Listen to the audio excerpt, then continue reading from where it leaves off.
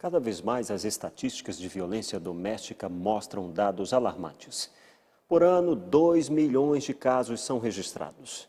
Mas estima-se que esse número seja ainda maior, porque se sabe que muitas mulheres agredidas não denunciam.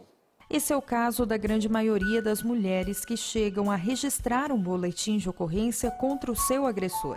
Aproximadamente 80% delas retiram a ocorrência por ainda manterem laços afetivos com ele.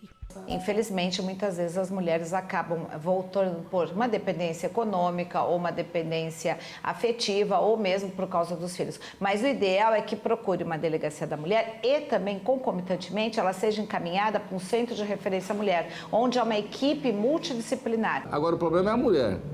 A mulher pega, leva uma surra, vai no advogado, o advogado faz o processo, tudo de graça, consegue todas as liminares, aí chega no dia lá dela se apresentar no juiz, ela fala que caiu da escada e que é tudo mentira.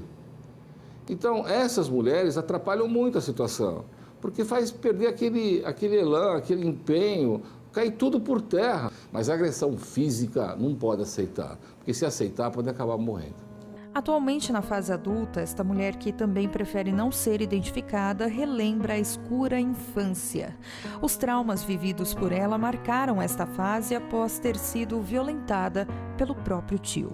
E a minha avó tinha um filho que morava junto com ela. Então, ele trabalhava fora e tal. E todas as vezes à noite, quando ele chegava, ele passava com a moto atrás do meu quarto. Então, isso me deixava assim meio assustada, porque todas as vezes quando ele chegava, ele já ia direto para o meu quarto. Ele me fazia ter ações que eu não gostava de fazer.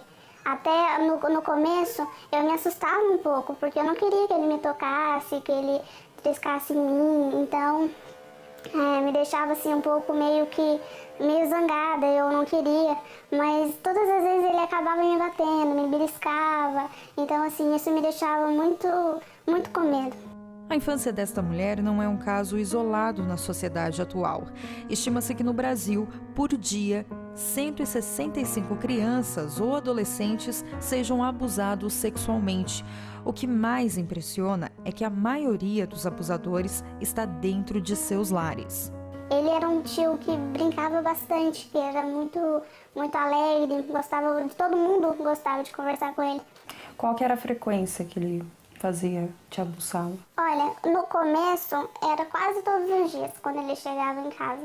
Eram muito poucas evidências, quando tinha pessoas dentro em casa, quando a minha avó saía, ele era com mais frequência. Durante o dia acontecia isso também, quando a minha avó ia ao mercado, saía, então isso acontecia com frequência. Com o passar do tempo, eu fui morar em outra cidade com uma irmã dele. Então isso acontecia também na casa da irmã dele. Ninguém desconfiava? O seu comportamento mudou depois? Ninguém desconfiava porque, tipo assim, como todo mundo confiava nele, todo mundo pensava assim que ele estava me protegendo. Porque eu não podia sair, eu não ia para lugar nenhum, ele cuidava de um lugar, então eu ia com ele, e lá acontecia também isso. Ele me levava, falava que era para companhia, mas não era, mas era mais por sacanagem nele, então. E eu falava que não queria ir, mas as pessoas confiavam nele porque ele era uma pessoa de confiança para todos, entendeu? Então, isso me deixou assim um pouco zangada, muito... Eu acho que na mesma época eu sentia muito medo dele. Eu não gostava de conversar com ele. Quando ele chegava, eu sempre fui uma pessoa que sorria bastante, que eu gostava de brincar, mas quando ele chegava, eu ficava retraída. Porque ele te agredia? Porque ele me batia muito. Quando eu comecei a ter, assim, adolescência, nos meus 12, meus 13 anos, ele ainda continuava fazendo isso. E eu me irritava muito, e eu falava pra ele, para com isso, porque eu vou dedurar você. Para com isso, porque eu vou falar pra todo mundo. E a última vez que ele triscou em mim foi no dia do casamento dele. Ele me bateu muito. Ele casou? Ele se casou. Ele me bateu muito, que no casamento dele eu tive que ir de blusa de frio, assim, tava sol. Ninguém suspeitou, mas é porque eu tava com as minhas costas todas feridas por causa dessa agressão. E por que ele te bateu nesse dia? Porque eu não quis fazer nada com ele. E nesse dia eu tava menstruada. Então, assim, ele ficou muito zangado e acabou me batendo. Acompanhe outras notícias da nossa região no Plantão da Redação.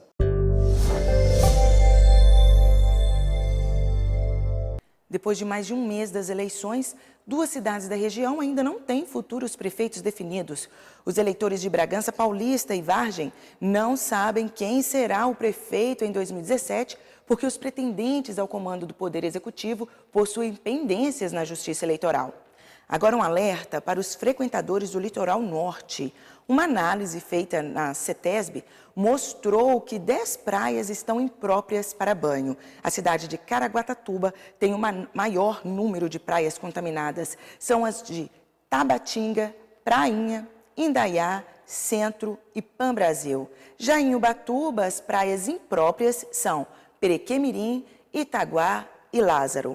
Na cidade de São Sebastião, estão com bandeira vermelha as de Arrastão e São Francisco. Somente a cidade de Ilhabela possui todas as praias liberadas para banho.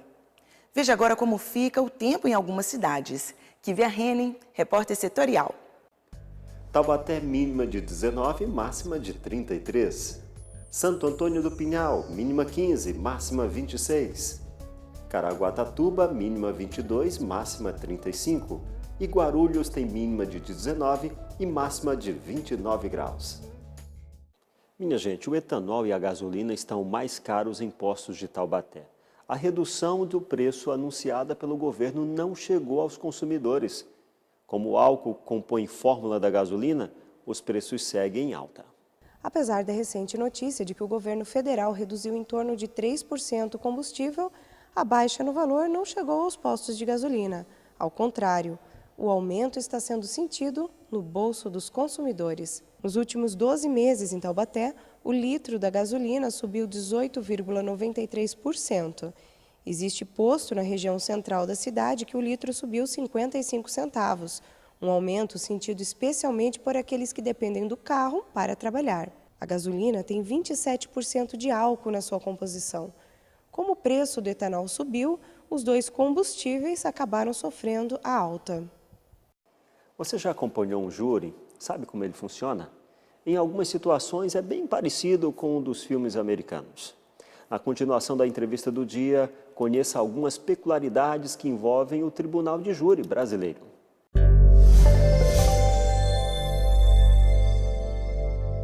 Nós hoje estamos aqui desmistificando o Tribunal do Júri, né? Eu quero mais uma vez agradecer muito a boa vontade, o carinho e a atenção do juiz Alexandre Perrucci com os seus jurisdicionados, né, que estão tendo uma aula aqui de júri. Afinal de contas, as pessoas pensam, a justiça não se fez, mas o juiz dosa a pena e preside a sessão. Quem julga é você, que está aí em casa. E temos aí 2 juízos, né, doutor Alessandro? O de admissibilidade, de onde sai a sentença de pronúncia e remete o réu para o julgamento popular e o julgamento popular propriamente dito. Isso. Até como estava falando, como eles não motivam, né, a decisão, como o jurado não explica o porquê, então existem algumas cautelas antes de levar alguém para ser julgado, né, no júri popular. Então é feita a primeira fase, né, que ocorre como um processo criminal comum.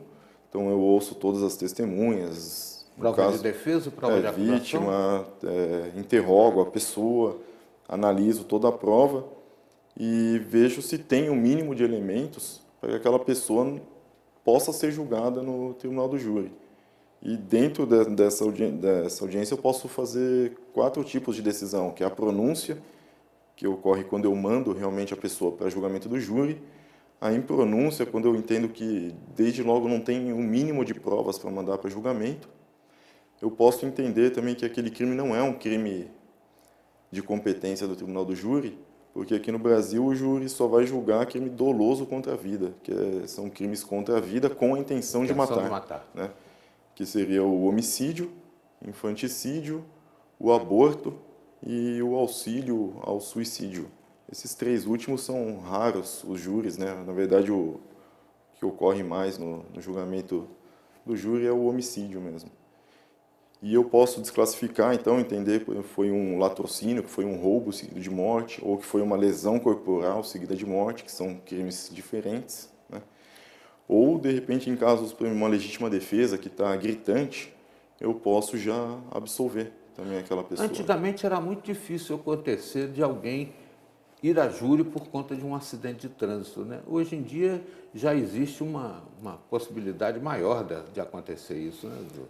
Hoje em dia existem algumas teorias que ampliaram a questão da intenção, né? Porque quando a gente pensa em intencional, o dolo, é aquela vontade de matar. E hoje em dia existe a figura do dolo eventual, que é assumir o risco de matar.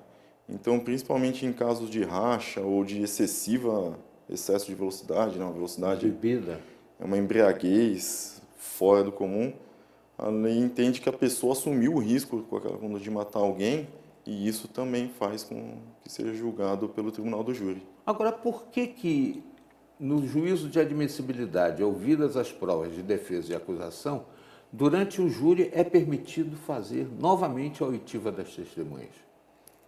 A ideia de repetir toda a prova para o jurado é que ele realmente participe da prova e tenha a impressão, né, própria, né, possa ver a testemunha e não simplesmente ler um depoimento. Agora, pergunto ao senhor, doutor, o senhor gosta da sistemática do júri? A sistemática do júri, ela tem quem adore, justamente por ser completamente atécnica, né, ser julgado por leigos, e tem quem critique justamente porque existem erros e acertos, né, que para quem estuda o direito são imperdoáveis, né? Então fica esse dilema de entender se o julgamento deve ser técnico ou se pela emoção, né? Eu tenho a impressão que o telespectador acompanhou recentemente o julgamento do impeachment. Ele também tem um juízo de admissibilidade e um juízo de mérito. E essa sistemática é bem antiga, né, dentro do ordenamento jurídico. Inclusive, até há países que adotam o júri para várias circunstâncias, independentemente do crime doloso contra a vida. Muito obrigado, doutor Alessandro. Acho que foi realmente muito importante para o pessoal de casa entender o que é o júri popular.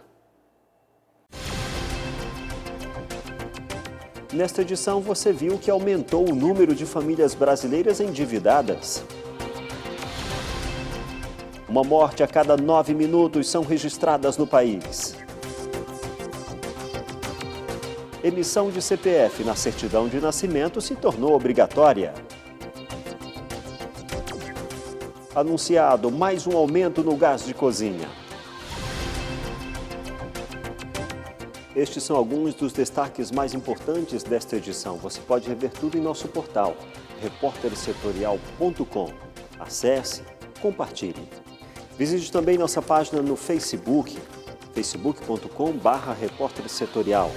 Vá no nosso Instagram e dê uma passadinha no nosso canal no YouTube, youtube.com/repórtersetorial. Temos um encontro marcado de segunda a sexta ao meio-dia e aos sábados e domingos às 11 da noite. E lembre-se, a boa notícia é, quando Jesus voltar, todo olho verá.